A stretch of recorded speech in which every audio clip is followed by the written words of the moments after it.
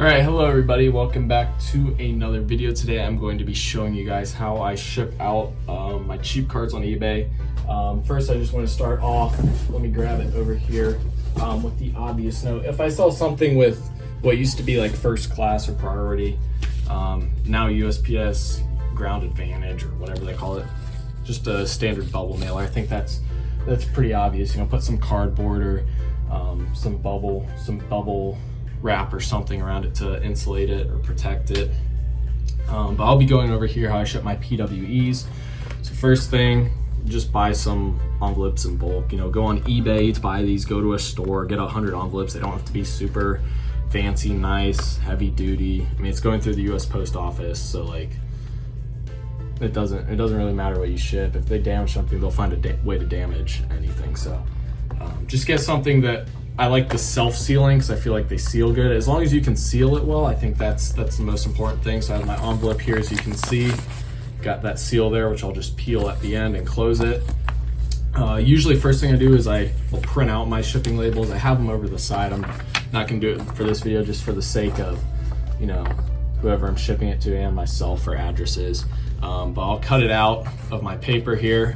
And the first thing I'll do before I put a card in it is I'll just tape it on there. So for me, it's just two strips of this Scotch tape right here, shipping tape. I just go across there, boom, it's stuck. And then I go on to packaging the card, which is what I'll mainly be showing you here. So first thing I do is I get my card and I tape the top. You can use penny sleeves if you want to. I think either or works. Personally, I just like tape because one, it's easier to just do a strip there, and two, with a penny sleeve, I just feel like this keeps it in better than a penny sleeve, which I feel like it's easier to penetrate into if something were to go that way. I don't know, it doesn't really much matter. I just have always done tape. Next thing I do is I take a small strip of Scotch painter's tape. You're gonna wanna use painter's tape. People do not like when you use shipping tape or not masking tape, or just like regular Scotch tape. You're gonna want painter's tape.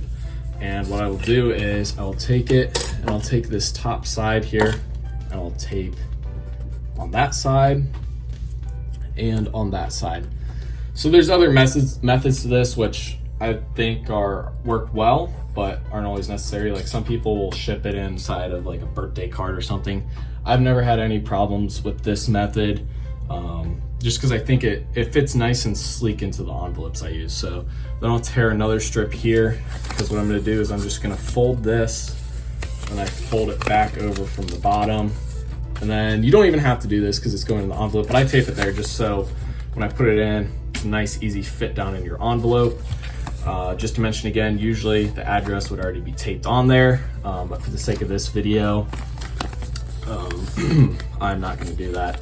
And then I always just go with the end that's closed off there. So you can see here I've got like the open end. On mine there's this closed end. I just go closed end down. It's kind of hard with the camera here. And see how it's like a pretty good fit here width wise. So I like that. I don't measure this or anything. I mean, you saw the box, it's like 3.5 by 6.5 by 9, or I don't even know, 3.5 by 6.5 inches or something. I've gotten pretty good at eyeballing about how much sheet I need to cut. So I'll just slide that down, fits perfectly in there, and I'll tear off my label, or tear off the sticker, and I shut it, and boom, address would be there. No extra tape I think is really needed. I mean, you can like work on pulling that up, but it's gonna be obvious because this one has these little, like, see how these have like these little pre-cut like tear lines. So if someone tears it, it's pretty obvious that it's been opened. So that's how I do that. If I've got multiple cards, like if I've got 2 cards, usually I'll just take the 2 top loaders and tape them together. The maximum amount of cards that I feel comfortable shipping with the thickness requirements is 3. I'll take the 2 top loaders. I'll take another card that's not in a top loader. I'll sandwich it between them.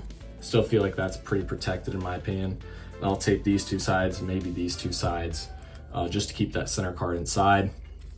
A few other methods I've seen would just be like if you have obviously not like an alley rookie, but just a bunch of base cards you don't care about. Some people will stick them into or tape it on top of both sides of the top loader just to prevent like scratching or you know, whatever's in the middle is going to be the hardest to damage, of course. So I think that's the theory behind that there.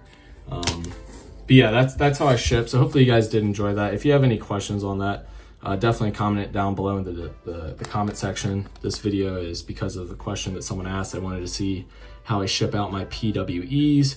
Another thing I'll mention real quick is I will combine shipping on PWEs for like 3 cards. If it starts getting like 4 or 5 or 6 PWEs, I just combined it into that USPS ground because it's about the same cost. And it's one package, and I feel like it's a lot safer to go through USPS that way. So yeah, like I said, comment any other video ideas you have down below in the comment section. Hopefully you guys did like this. Be sure to like and subscribe. eBay store is in the description if you're interested in any of my items. As always, 2K for life. Peace.